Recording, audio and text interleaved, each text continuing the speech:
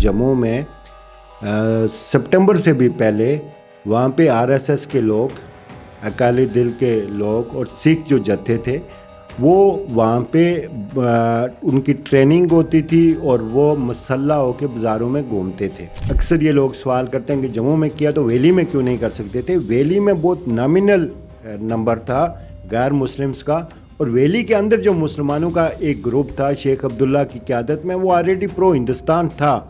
میرے خیال میں، میرے ذاتی خیال میں، مسئلہ کشمیر اگر آج تک انٹرنیشنل لیول پر اس لیول پہ کھڑا ہے تو وہ یہ شہدائے جموں کی وجہ سے کہ اس میسیکر نے پوری دنیا کو ایک طرح سے ہلایا تھا. وہ پولیٹیکل ریپرزینٹیٹیو آزاد کشمیر میں اس چیز کو لے کے آگے نہیں بڑھے، جس کی وجہ سے وہ ہماری نئی جنریشن تک بھی نہیں پہنچ سکا، اور وہ بے حسی جو ہے وہ کریٹ ہونا شروع ہو گئی. کہ ہم جو آزاد کشمیر کی یہاں جو بیسیکلی رہنے والے لوگوں کی نسلیں، ہمیں میرا خیال ہے ہاتھ چومنے چاہیے ان مہاجرین کی نسلوں کے، بالکل، جن کے والدین اور آباء و اجداد کی قربانیوں کی وجہ سے یہ آج ایک خطہ ہمارے سامنے موجود ہے. اس میں بہت اچھی آپ کی تجویز ہے کہ ہمیں اس یوتھ کو اور آزاد کشمیر کی یوتھ کے درمیان ڈائلاگ، ڈسکشن اور ڈیبیٹ کو پلیٹ فارم دینا چاہیے جس میں وہ ہیں، وہ ہمارا حصہ ہیں. السلام علیکم everyone and welcome to the public team. میں ہوں سید الماس اور یہ ہے عوام کی امنگوں کا ترجمان آزاد کشمیر کا پہلا مکمل ڈیجیٹل چینل. ناظرین، آج ہمارے ساتھ موجود ہیں ڈائریکٹر کیپری راجہ سجاد لطیف صاحب. السلام علیکم سر. وعلیکم السلام سر. سب سے پہلے بہت بہت شکریہ آپ کے قیمتی وقت کا، اور میں ہمیشہ آپ کو زیادہ اپریشیٹ اس لیے کرتا ہوں کہ کشمیر کے اوپر کوئی بھی اہم ٹاپک ہو، کوئی بھی چیز ہو، ایز اے چینل ہمیں جب بھی آپ کی ضرورت ہوتی ہے آپ ہمیں دستیاب ہو جاتے ہیں. بہت شکریہ آپ کا، آپ بلاتے ہیں اور جو بھی ہمارے پاس علم ہوتا ہے اس کے مطابق آپ کے ساتھ ڈسکس کر لیتے ہیں. اچھا سجاد صاحب، اکتوبر اور نومبر آزاد کشمیر کی ہسٹری میں ایک بہت زیادہ امپورٹنس رکھتے ہیں. ہمارے لوگوں کے اگر کوئی کانفلکٹس ہیں ہسٹری کو لے کے وہ انہی مہینوں کے حوالے سے ہیں، اگر کوئی اتفاق ہے تو وہ انہی مہینوں کے حوالے سے. اور کشمیر کی ہسٹری کو اگر آپ دیکھیں گے تو اس کا جو ٹرننگ پوائنٹ ہے یہ 2 مہینے. آپ مجھے یہ بتائیے گا کہ یوم شہدائے جموں کو اگر ہم اکتوبر اور نومبر میں کے کانٹیکسٹ میں اگر دیکھنا چاہیں تو ہم اس کو کیسے دیکھیں گے؟ بہت شکریہ. ایکچولی بات یہ ہے کہ جب ہم کشمیر کے کنٹیکسٹ میں یا کشمیر کنفلکٹ کے کنٹیکسٹ میں بات کرتے ہیں تو ہم اس کے ساتھ جو منسلکہ واقعات ہیں ان کو بھول جاتے ہیں، جس کی وجہ سے ہم آ کے اکتوبر میں پھنس جاتے ہیں کہ اکتوبر میں یہ ہوا اور اس کا یہ ری ایکشن ہوا، یا پھر نومبر میں آگے سے نومبر میں یہ ہوا. بیسکلی ایک تو ہمیں یہ سمجھنا چاہیے کہ کشمیر میں ڈوگرا کے خلاف جدوجہد جو ہے وہ 47 میں نہیں سٹارٹ ہوئی. ٹھیک ہے. ہم چاہے اکتوبر کی بات کریں، نومبر کی بات کریں، یہ ہوتی ہے 1931 میں 13 جولائی کے بعد. اور اس کے بعد 20 ایسے واقعات ہیں جس میں انوسینٹ کشمیری جو ہے وہ ڈوگرا فورسز کی طرف سے شہید کیے گئے. ٹھیک ہے. بہت سارے لاز اس کے بعد انفورس کیے گئے اور پھر بنائے گئے اور انفورس کیے گئے جو ڈسکریمنیٹری تھے اگینسٹ مسلمس. پھر جب ہم پاکستان کا چونکہ ایک ڈسیزن ہوا کہ برصغیر 2 حصوں میں تقسیم ہونا ہے اور پاکستان کا قیام عمل میں آنا ہے، اور جون 1947 میں جب یہ فیصلہ ہو گیا 3 جون کا پلان جس کو کہتے ہیں کہ جو مسلم اکثریتی علاقے ہیں وہ کانسٹیچیوٹ کریں گے پاکستان کو، اور جو نان مسلم اکثریتی علاقے ہیں وہ کانسٹیچیوٹ کریں گے ہندوستان کو. ٹھیک ہے. تو اس کے بعد جو مسلم میجارٹی ایریاز تھے اس سے نان مسلم جو ہے انہوں نے مائیگریٹ کرنا شروع کر دیا، جو نان مسلم میجارٹی ایریاز تھے ان سے مسلمز نے مائیگریٹ کرنا شروع کر دیا ٹوورڈس پاکستان. جون 1947 سے اگر ہم کشمیر کو لے کے بات کریں تو چونکہ پنجاب کی جو سرحد تھی وہ لگتی تھی سیالکوٹ کے ذریعے جموں کے ساتھ، تو پنجاب سے جو سکھ تھے، جو ہندوز تھے، وہ مائیگریٹ کرتے تھے ٹوورڈس جموں. اور جب وہ مائیگریٹ کر کے جموں میں گئے تو جموں میں انہوں نے وہاں سے مسلمانوں کو ایکسپیل کرنا شروع کر دیا. اور جون 1947 سے وہاں پہ جموں میں اکا دکا واقعات شروع ہو گئے. اور چونکہ ایک جو اکثر یہاں پہ میں بھی سنتا ہوں, آپ بھی سنتے ہیں, لوگ کہتے ہیں کہ جو مہاراجہ ہری سنگھ تھا وہ کشمیر کو پتہ نہیں خود مختار رکھنا چاہتا تھا, انڈیپینڈنٹ ریاست بنانا چاہتا تھا. حالانکہ اگر آپ اپائنٹمنٹ دیکھیں مہر چند مہاجن کی, جس کو کشمیر کا وزیر اعظم بنایا گیا, مہاراجہ نے بنایا, وہ مہر چند مہاجن وہ تھا جو کانگریس کی طرف سے باؤنڈری کمیشن کا ممبر تھا, اور یہاں سے اس کی انٹینشنز کلیئر ہو جاتی ہیں کہ مہاراجہ چاہ کیا رہا تھا. سیکنڈ اگر آپ دیکھیں, اور اس میں کسی ہسٹورین کا اختلاف نہیں ہے کہ جون 1947 سے اس نے پونچھ میں مسلمانوں کو ان آرم کرنا شروع کر دیا, ان سے اسلحہ لے کے اس نے تقسیم کرنا شروع کر دیا نان مسلمس میں. پھر اگر آپ انہی واقعات کے تناظر میں دیکھیں تو 26 اگست کو اڈا باڑی کے مقام پر جو باغ میں ہے, وہاں پہ جو مسلمانوں کا اجتماع تھا اس پر فائرنگ کی گئی. پھر اسی کے نتیجے میں سید خادم حسین شہید جو ہیں ان کو پھانسی دے دی گئی, شہید کر دیا گیا. تو یہ سارے ایونٹ اگر آپ ان کو دیکھیں تو یہ سارے ایونٹ اکتوبر سے پہلے کے ایونٹ ہیں. ایسے ہی ہے. اور اکتوبر کا جو مہینہ جس کو یہاں پہ کہا جاتا ہے کہ 22 اکتوبر جو ہے وہ وجہ بنا, اس سے پہلے ایون وہ لوگ جو یہ یقین کرتے ہیں کہ مہاراجہ کشمیر کو خود مختار کرنا چاہتا تھا, ان کی اگر آپ کتابوں کا بھی مطالعہ کریں تو اس میں انہوں نے وہ خط و کتابت جو ہوتی رہی پٹیل کے درمیان اور نہرو کے درمیان اور بیفور اکتوبر 1947 ہوتی رہی, وہ خط و کتابت یہ دکھاتی ہے کہ اس میں یہ بتایا جاتا ہے کہ ہم نے کشمیر میں اپنی فوجیں بھیجنی ہیں, جہاز کا ارینج کر لیا, ٹیلی کمیونیکیشن کا سسٹم کا کیسے ارینج کرنا ہے. تو وہ سارے ارینجمنٹ دیکھیں, یہ ارینجمنٹ 5 دنوں میں نہیں ہوئے, ایسے ہی ہے کہ 22 اکتوبر کو یہاں سے آگے قبائلی اور 27 اکتوبر اتنی بڑی فوج ہوئی اور اس کے ساتھ بیک میں کچھ موجود نہیں تھا. یہ اور اسی تناظر میں شیخ عبداللہ کو رہا کیا گیا. شیخ عبداللہ اور چودھری غلام عباس اکٹھے اریسٹ ہوتے ہیں اور شیخ عبداللہ کو مہاراجہ رہا کر دیتا ہے اور چودھری غلام عباس کو گرفتار رکھتا ہے. شیخ عبداللہ کو اسی وجہ سے رہا کیا جاتا ہے کہ وہ پرو ہندوستان تھا اور اس نے لوکلی ہندوستان کے لیے جو ماحول ہے وہ کریٹ کرنا تھا. تو جو 22 اکتوبر کی یہاں پہ جو اس وقت کے لوگ آئی وٹنس ہیں یا جن لوگوں نے اس کے بعد انٹرویوز دیے, انہوں نے خود کہا کہ ہم نے خود جا کے درخواست کی کے پی کے میں جہاں پہ ان کے ریلیشنز تھے, چونکہ کشمیریوں کے بیفور کریشن آف پاکستان یا ایون ڈوگرا دور سے پہلے بھی کشمیریوں کے جو تعلق تھے وہ امرتسر سے پہلے بھی ان کے تعلق تھے پنجاب کے لوگوں کے ساتھ, ان کے تعلق تھے کے پی کے لوگوں کے ساتھ. ہماری ادھر کے لوگوں کی نیچرل منڈی پنڈی اور منسیرا تھی, ٹریڈ روٹس تھے. پھر جو انیشل مائیگریشنز کشمیر میں جب بھی کوئی قحط آتا تھا, جب بھی کوئی قدرتی آفات آتی تھی تو لوگ مائیگریٹ کرتے تھے ٹورڈز پنجاب اور ٹورڈز کے پی کے, اور آج ہم کہتے ہیں کہ جی وہ پرانے کشمیری. اور ویسے بھی یہ مثالیں دے رہے ہوتے ہیں, یہ سارا جو علاقہ تھا انکلوڈنگ مظفر آباد, ایبٹ آباد اور یہ والا, یہ پکھلی کہلاتا تھا جو ایک ہی علاقہ. اور آج بھی دیکھیں جہاں سے بھی لوگ ہماری جب یہ ڈویژنس کی باتیں کرتے ہیں نا, میں ان کو ایک بڑی کامن سی بات سمجھاتا ہوں کہ آپ یہاں سے اٹھو,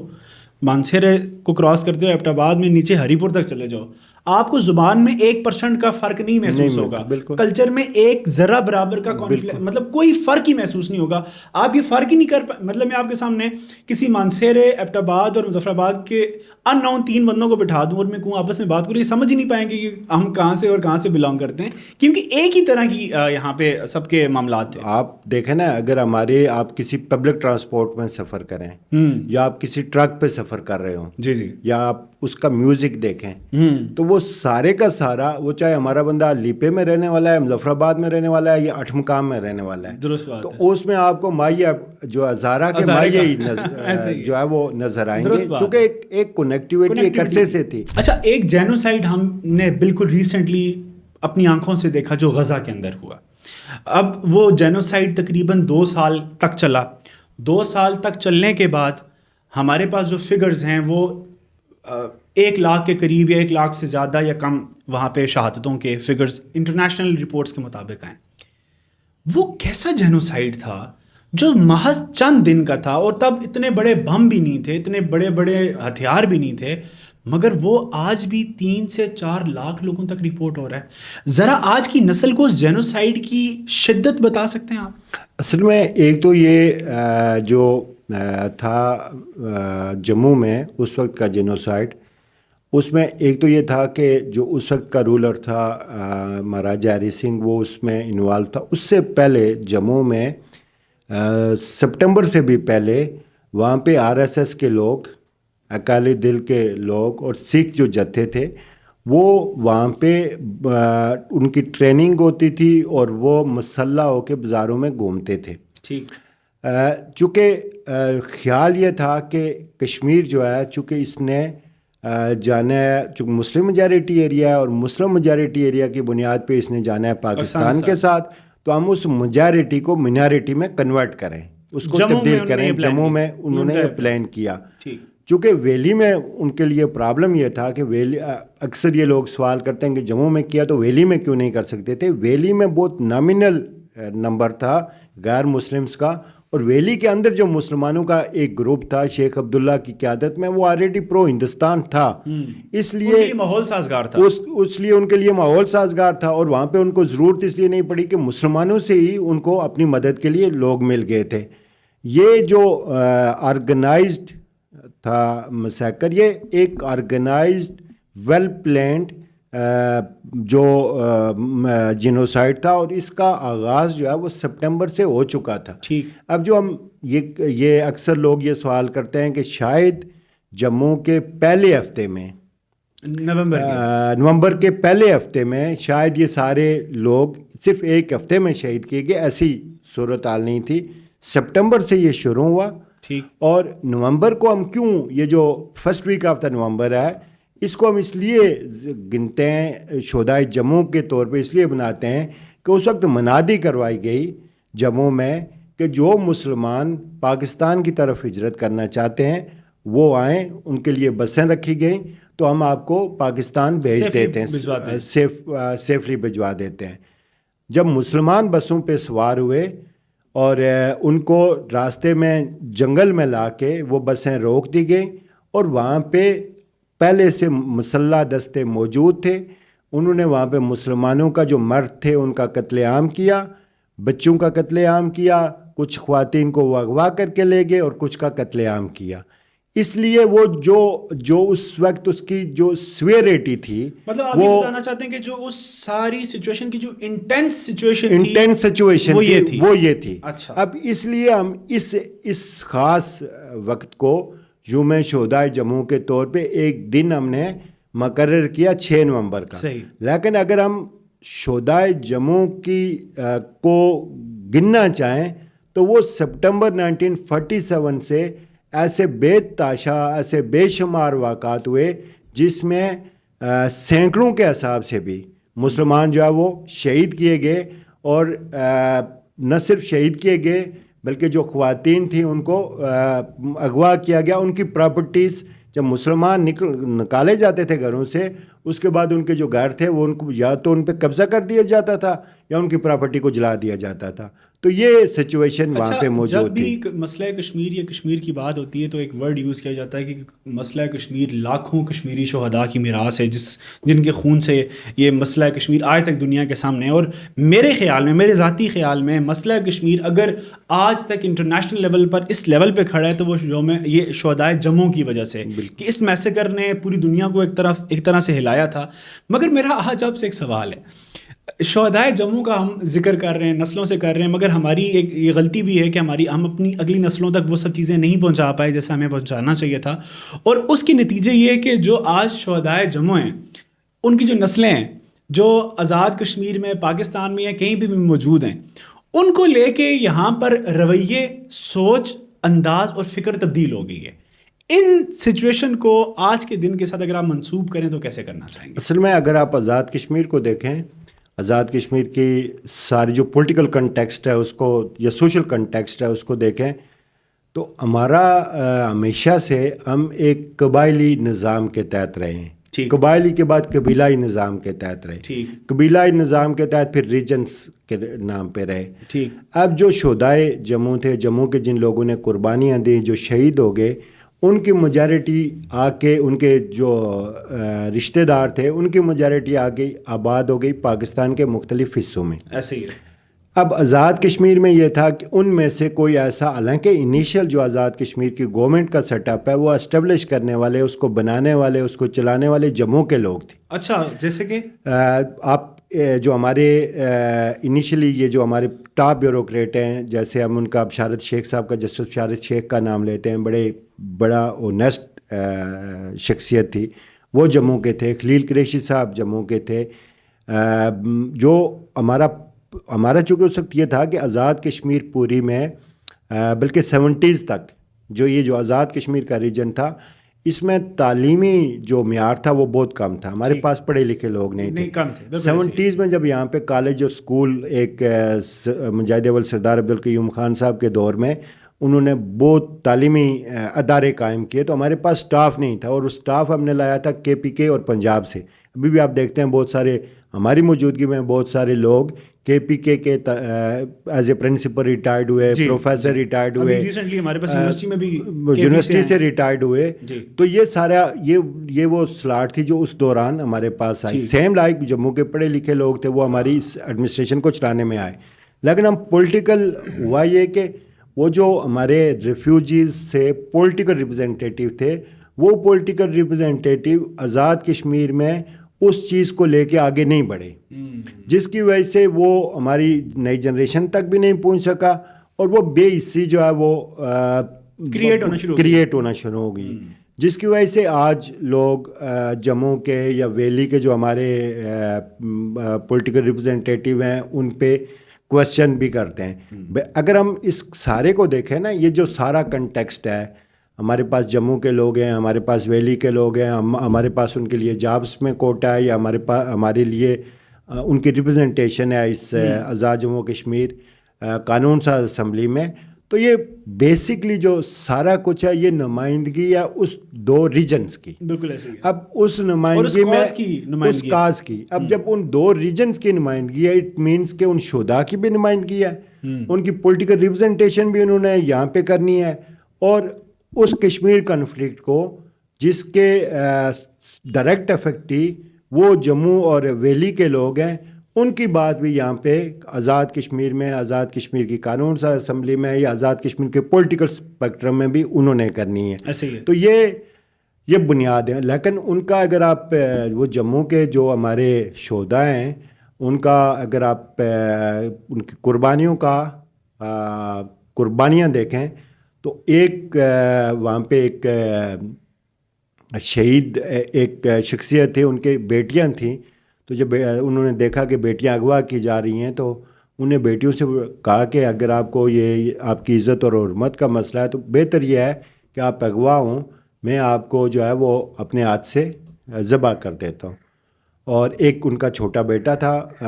اغوا جب وہ خواتین، انہوں نے کہا جی آپ ہمیں اپنے ہاتھ سے ذبح کر دیں اس کے بجائے کہ ہمیں کہیں اٹھا کے لے جائیں. اور جب انہوں نے وہ بیٹیاں ذبح کیں تو جو بھائی تھا ان کا چھوٹا، وہ ساتھ کھڑا ہوا، ان نے ان کے خون سے دیوار پہ لکھا پاکستان زندہ باد. یہ ان کی ایفیلیشن تھی ٹورڈز پاکستان اور ٹورڈز آزادی. تو یہ پھر بہت ساری ایسے، ملک رشید صاحب ہمارے یہاں پہ ایک سیکرٹری بھی رہے ہیں، بڑے اچھے کالم نگار تھے. ملک رشید صاحب اکیلے وہاں سے، ایک چھوٹا بچہ وہاں سے آیا، اس کا سارا خاندان یا تو وہاں پہ شہید کر دیا گیا یا روک دیا گیا. تو ایسے بے تاشا ہمارے پاس مثالیں ہیں ان کی قربانیوں کی، اور وہ قربانی ہمیں یہ یاد دلاتی ہیں کہ آج کا دن یا یہ جو ہم یوم شہدائے جموں مناتے ہیں، دیکھیں یہ ہمیں یاد دلاتے ہیں کہ ہم اس چیز کو بھولیں نہ، ہماری کنیکٹیوٹی رہے اس کے ساتھ. ایک تو کنیکٹیوٹی رہے، نہ ہم ان قاتلوں کو بھولیں. جی بہت ضروری. ان کو بھی ہم نے نہیں بولا کہ کس نے ہمارے قاتل کون تھے. بالکل. اور صرف دن منانے کا مقصد یہ نہیں کہ ہم شہداء کے درجات کے لیے بلندی کی دعا کریں، بلکہ ان قاتلوں کو بھی پہچانیں، اور مستقبل میں ایسے ہم اپنے ذہنی اور فکری طور پہ اس بات کے لیے تیار ہیں کہ کہ وہ قاتل کہیں پھر ہمارے ساتھ وہی کام نہ کر دہرائیں دیں جو انہوں نے جموں میں کیا. اور اس کے ساتھ ساتھ ہم جو آزاد کشمیر کی یہاں جو بیسیکلی رہنے والے لوگوں کی نسلیں ہیں, ہمیں میرا خیال ہے ہاتھ چومنے چاہیے ان مہاجرین کی نسلوں کے, بالکل, جن کے والدین اور آباء و اجداد کی قربانیوں کی وجہ سے یہ آج ایک خطہ ہمارے سامنے موجود ہے. اگر ہمارے سامنے ایک ایگزامپل نہ ہوتی تو آج ہم یہ روداد, یہ داستانیں کس کو سناتے, یہ درد ہم کس کے آگے بانٹتے. دیکھیں, میں آزاد کشمیر کا باسی ہوں, میں نے پوری زندگی آزاد کشمیر میں گزاری ہے, یہاں کا یوتھ ہوں, یہیں پڑھا, یہیں یونیورسٹی میں لیا, گریجویٹ ہوا اور واپس میں اپنی فیلڈ میں آ گیا. مگر میری کبھی بھی سمجھ لیں کنیکٹیوٹی نہیں ہوئی جموں کے اس کشمیری سے جو سیالکوٹ میں بستا ہے, اس کشمیری سے جو کراچی میں بستا ہے, جو لاہور میں بستا ہے, یا جو KPK میں بستا ہے.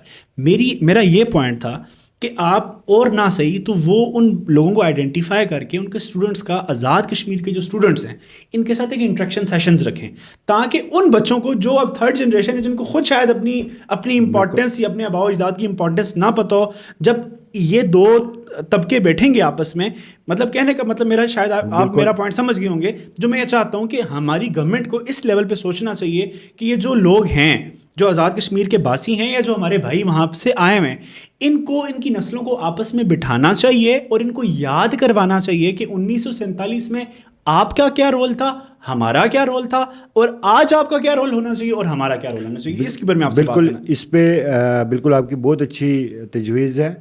اور ایک وقت یہ تھا نا کہ جب آزاد کشمیر میں صرف آزاد جموں کشمیر یونیورسٹی ہوتی تھی, میرپور میں انجینئرنگ تھی اور راولا کوٹ میں ایگریکلچر تھی. جب ہم آزاد کشمیر یونیورسٹی میں ہوتے تھے تو ہمارے ساتھ ایک بڑی تعداد ریفیوجیز کی ہوتی تھی, بڑی تعداد ہمارے پاکستان کے مختلف ڈویژن سے آتی تھی, اور اس میں کوٹا وغیرہ مل جاتا تھا, کوٹا ملتا تھا, اور GB کے لوگ آتے تھے. تو ہم ایون آزاد کشمیر کے سارے ڈسٹرکٹ سے آتے تھے, تو ہمارے درمیان ایک انٹریکشن آپس میں ہوتی تھی, موقع تھا.